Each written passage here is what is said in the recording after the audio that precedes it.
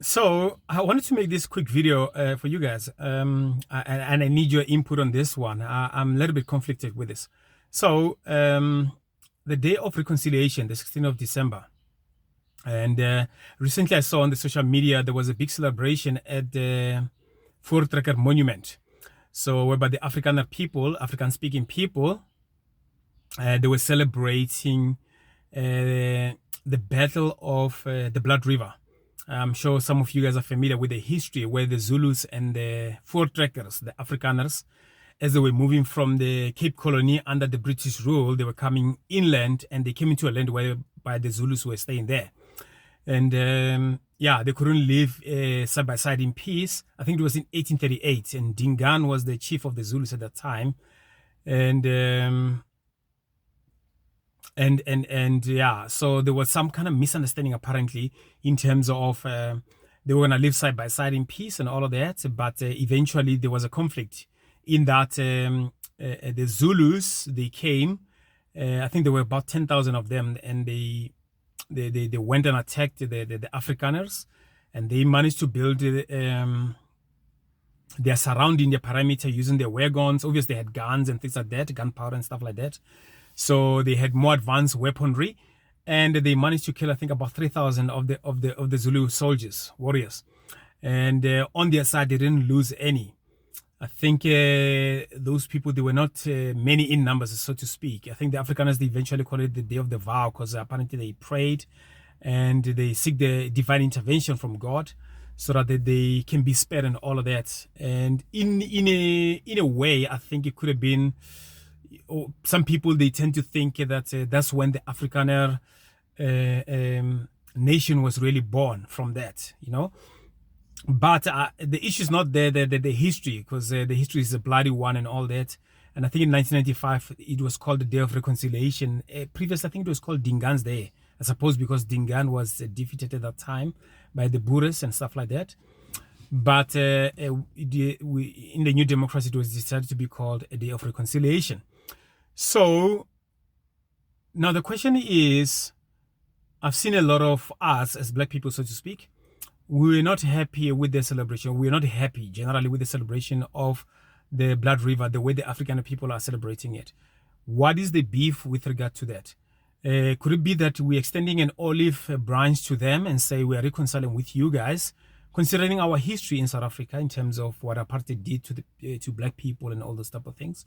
And it seems like you guys are rubbing this in our face, so to speak. So these are some of the arguments other people are having with regard to this. And it's a confirmation to some people. It's a confirmation that, hey, these people, they don't want to reconcile. Here they are, they're celebrating that kind of victory that most of our people died on that day, irrespective of what led to the conflict, so to speak. So I want to get your feeling on that. Is it because we as black people, we are hypersensitive? Is it because we as black people do not get to celebrate our history as these people are? You can see on the clip, on the video there, they got the children there and all these type of things. This is very, very important to them. And as they're celebrating this, is it a way of them saying, we don't want to be included with you guys? So I just wanted to pose a question to us.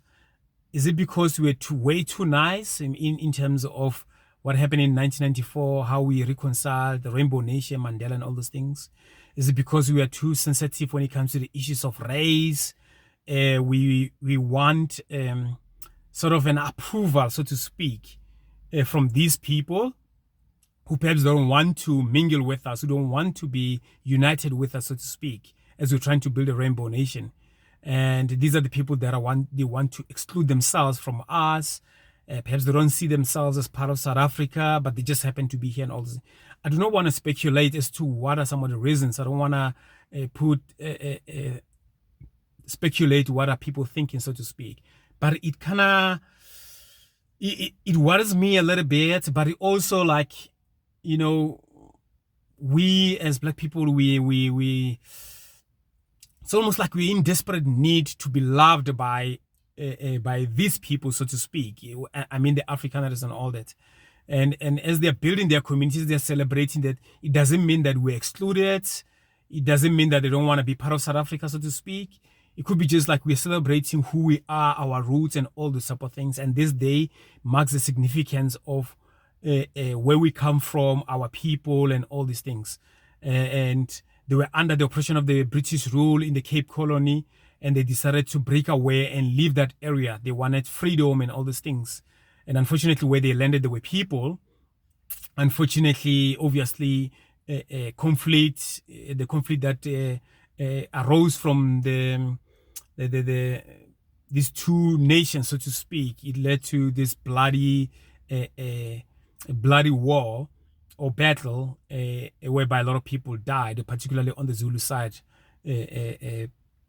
3,000 men died.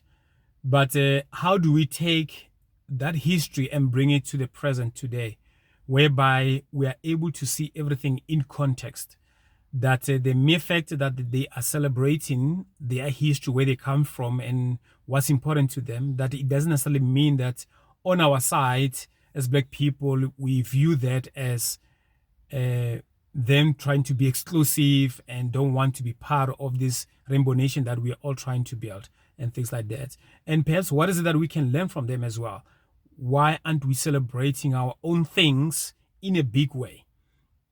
And history sometimes can be bloody, you know what I mean? History sometimes can be negative and bad and all those type of things, but it's still our history nonetheless. We have an apartheid history in South Africa. We cannot deny that we have experienced apartheid, that white people oppressed Black people and all these things, and we need to be talking about it and things like that.